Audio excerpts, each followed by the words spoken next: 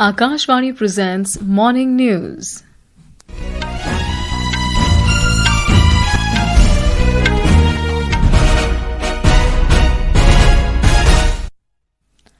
Good morning, I am Saira Mujtaba.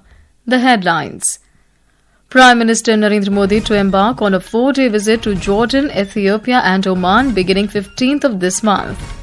President Droupadi Murmu to visit Nupee Lal Memorial Complex in Imphal today to pay her respect to brave women warriors of Manipur. Madhya Pradesh Chief Minister Mohan Yadav declares the state free of Naxalism following surrender of 2 Maoists in Balaghat district. 30th International Film Festival of Kerala to begin today in Thiruvananthapuram. Sheikh Hasina's party Awami League demands neutral caretaker government for Bangladesh to hold free and fair general elections. And India's Danial Patel storms into quarterfinals of FIFAe World Cup 2025 featuring eFootball mobile in Riyadh, Saudi Arabia.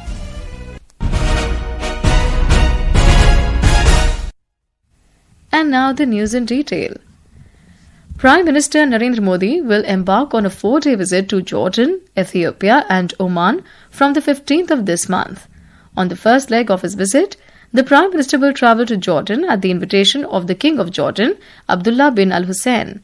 During the visit, the Prime Minister will meet King Abdullah II to review the entire gamut of relations between India and Jordan and exchange perspectives on regional issues. We have a report. Marking the 75th anniversary of the establishment of diplomatic relations between the two countries, the visit presents an opportunity to further strengthen India-Jordan bilateral engagement, explore new avenues of collaboration of mutual growth, and promote regional peace, prosperity, security and stability between the two countries. On the 16th of this month, Mr. Modi will proceed to Ethiopia, marking his first visit to the country. During his stay, the Prime Minister will hold wide-ranging discussions with Dr. Ali on all aspects of India-Ethiopia bilateral ties. As partners in the global south, the visit will reaffirm the shared commitment of the two nations to advance close ties of friendship and bilateral cooperation. In the final leg of his visit on December 17, the Prime Minister will reach Oman at the invitation of Oman Sultan Haitham bin Tariq. Both India and Oman share an all-encompassing strategic partnership underpinned by centuries-old bonds of friendship, trade linkages and strong people-to-people ties. With Pallavi Parmar, Bhanu Pratap Singh, Akashvani News, Delhi. Prime Minister Narendra Modi hosted a special dinner for all National Democratic Alliance or NDA MPs at his official residence last night. In a social media post, the Prime Minister said that the NDA family represents a shared commitment to good governance, national development and regional aspirations. Mr. Modi said that together they will continue working to strengthen the nation's development journey in the years ahead. This was the first major gathering of the NDA allies after their victory in Bihar elections. President Droupadi Murmu will visit the Nupee Lal Memorial Complex in Imphal today to pay her respect to the brave women warriors of Manipur, acknowledging their historic contribution to the state. More from our correspondent. Nupee Lal refers to two women-led movements that occurred in 1904 and 1939, protesting then-colonial British policies and fighting for justice for Manipuri. The latter protest held on 12 December saw many brave Manipuri women injured in the hand of British soldiers, and thus the Nupee Lal Day is held on 12 December every year. An hour after now, the President will arrive at the main venue of the observation, the Nupee Lal Memorial Complex in Imphal, and pay floral tribute, remembering those brave Manipuri women. Afterward, the President will visit Sri Govindaji Temple at Palace Compound Imphal to do the darshan and aarti to God Sri Govindaji. From Akashvani News, Imphal.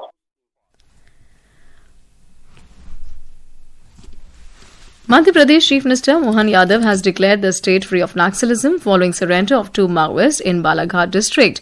He said this became possible due to the determination to eliminate Naxalism from the country by 2026 under the leadership of Prime Minister Narendra Modi and the guidance of Union Home Minister Amit Shah. The Chief Minister was addressing a program organized under the Rehabilitation to Rejuvenation campaign related to the surrender of Naxalites in Balaghat via video conference from Bhopal.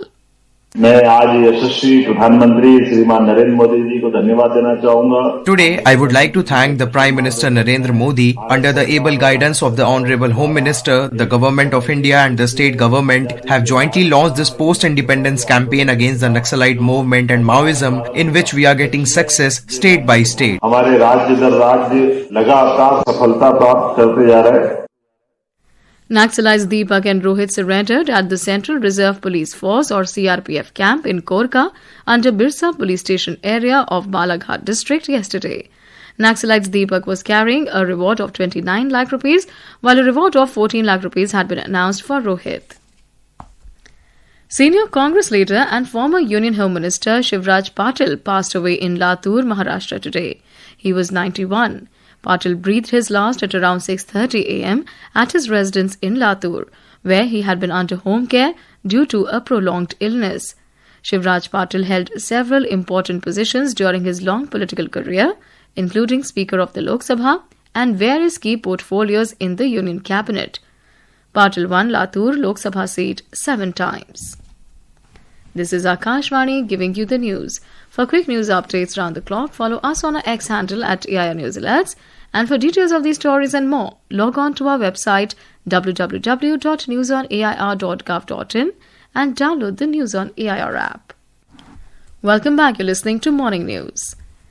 Executive Director of Observer Research Foundation or ORF America, Dhruv Jaishankar, has highlighted that high tariffs imposed by the US and renewed US engagement with Pakistan hinder cooperation between India and the US.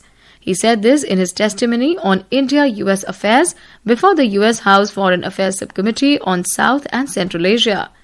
Mr. Jaishankar opined that the inability to conclude a bilateral trade agreement, along with continued US engagement with Pakistan's military leadership, risks preventing the full realization of a India-US strategic partnership. The biggest obstacle concerns tariff. President Trump's desire to balance trade with India and access India's market is precisely what India is offering. India has signed 5 trade agreements in recent years and is actively negotiating at least 5 more. A solution to trade and tariff differences between the United States and India is therefore at hand. The second challenge in India relates to the United States' renewed engagement with Pakistan's military leadership. Pakistan has a long and well-documented history of using non-state terrorist proxies against India. As a result, over many years, India's experience is that third-party mediation has often contributed to Pakistan's adventurism. Another expert on South Asia, Jeff Smith of the Heritage Foundation, told the subcommittee that India's geopolitical importance is hard to overstate today. He said India is a top 5 global economy and top 5 defense spender. Mr. Smith pointed out that of all China's neighbors, India has offered the stiffest resistance to China's aggressive foreign policy under President Xi Jinping. The 30th International Film Festival of Kerala or IFFK will begin in Thiruvananthapuram today with the opening film Palestine 36 by Anne Marie Jassir. The opening film Palestine 36 has earned wide acclaim and won the Best Film Award at the Tokyo International Film Festival. Kerala State Chalachitra Academy, the organizer of the event, said that the festival, to be held from 12th to 19th of December, is set to offer an 8-day visual feast of contemporary and historical cinema. A major highlight of this edition is the conferring of the Lifetime Achievement Award on Abdurrahmane Sissako, the Mauritanian filmmaker and influential voice in African cinema. More details from our correspondent. For the next 8 days, Thiruvananthapuram will be immersed in the spirit of the film festival. A total of 206 films from 82 countries spread across 26 categories will be screened until December 19. Today, 11 films will be shown at various venues. In the international competition section, 5 films from different countries competing for Suvarna Chakoram and Rajata Chakoram awards will also be screened today. Midhi M. Palluruthi, Akashvani News, Thiruvananthapuram. Still in Kerala, the total number of digitized enumeration forms in the SIR process has reached 2,75,99,466, which accounts for 99.1% of all forms distributed. According to the Chief Electoral Officer, the number of uncollectible forms has risen to 24,10,317. Bangladesh's deposed Premier Sheikh Hasina's Awami League has demanded a neutral caretaker government to hold free and participatory general elections. The party has rejected the poll schedule announced by what it called the illegal government's illegal election commission. Bangladesh Chief Election Commissioner AMM Nasiruddin has announced to hold the general elections on 12th of February next year. The interim government has banned all activities of the Awami League. In a statement posted on its social media handle, Awami League said that it is now clear that the current occupying authority is entirely biased. The party said, under the interim government's control, it is impossible to ensure a fair and normal environment where transparency, neutrality and people's will can be reflected. Canada's new anti-hate bill C9 has been amended to distinguish the sacred Hindu, Jain and Buddhist swastika from Nazi imagery. We have a report. On Wednesday, the House of Commons Standing Committee on Justice and Human Rights unanimously agreed to remove the term swastika from the English version of the bill. The original draft of Bill C9 had described a banned hate symbol as the Nazi Hakenkreuz, also known as the Nazi swastika. Hindu, Jain and Buddhist groups objected strongly to this, arguing that this phrasing incorrectly associated their ancient sacred symbol of good fortune with Hitler's emblem of hate. The amended text now refers only to the Nazi Hakenkreuz or the hooked cross, ensuring that the legislation targets the Nazi symbol alone and not the religious swastika. The amendment was moved by Liberal Party MP Anthony Housefather after concerns were raised by Indo-Canadian community groups over use of such terminology. The proposed legislation will make it a crime to intimidate and obstruct people from accessing places of worship, schools, community centers, and other places primarily used by an identifiable group. The committee's vote is a major step forward, but Bill C9 must still pass through the remaining stages of debate and approval in the House of Commons and Senate before receiving royal assent and becoming law. With Aishwarya, Ashish P. Abraham, Akashvani News, Delhi. On to sports now. In the FIFAe World Cup 2025 featuring eFootball Mobile, India's Danial Patel stormed into the quarterfinals as table toppers of Group B in Riyadh, Saudi Arabia yesterday. India will now face Malaysia in the quarterfinals today at 6:30 p.m. Indian time. Indian football's official YouTube channel will live stream the match. India finished the group stage as table toppers of Group B, having won 6 out of 10 games with 21 points. Danial Patel is representing India with Mushtaba Hossaini as his coach. In men's cricket, South Africa defeated India by 51 runs in the second T20 encounter of the 5-match series in Mullanpur, New Chandigarh last night. Chasing a target of 214 runs, India were bundled out for 162 with 5 balls to spare. Earlier put into bat, the visitors posted 213 runs for the loss of 4 wickets in the stipulated 20 overs. An Asian Cricket Council ACC Under-19 Asia Cup 2025 is set to begin in Dubai today. The opening match will be played between Ayush Matre-led India and host United Arab Emirates or UAE at the ICC Academy ground in Dubai this morning at 10:30 a.m. Indian time. And now for a look at today's newspapers, it's over to Shagun. Thank you, Saira.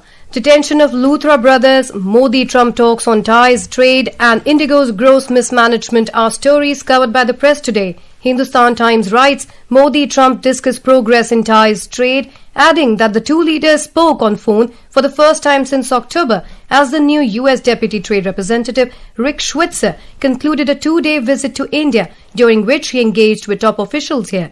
Luthra brothers detained in Phuket. India seeks return. Headlines The Times of India, while the Indian Express writes, Goa club owners who fled hours after deadly blaze held in Thailand.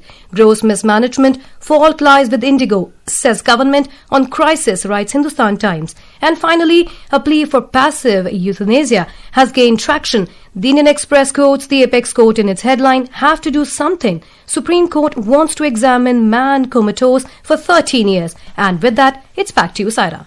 Thanks, Shagun. And now before we end the bulletin, the headlines once again. Prime Minister Narendra Modi to embark on a 4-day visit to Jordan, Ethiopia and Oman beginning 15th of this month. President Droupadi Murmu to visit Nupee Lal Memorial Complex in Imphal today to pay her respect to brave women warriors of Manipur. Madhya Pradesh Chief Minister Mohan Yadav declares the state free of Naxalism following surrender of 2 Maoists in Balaghat district. 30th International Film Festival of Kerala to begin today in Thiruvananthapuram. Sheikh Hasina's party Awami League demands neutral caretaker government for Bangladesh to hold free and fair general elections. And India's Danial Patel storms into quarterfinals of FIFAe World Cup 2025 featuring eFootball Mobile in Riyadh, Saudi Arabia. And with that, we end the morning news. Have a great day.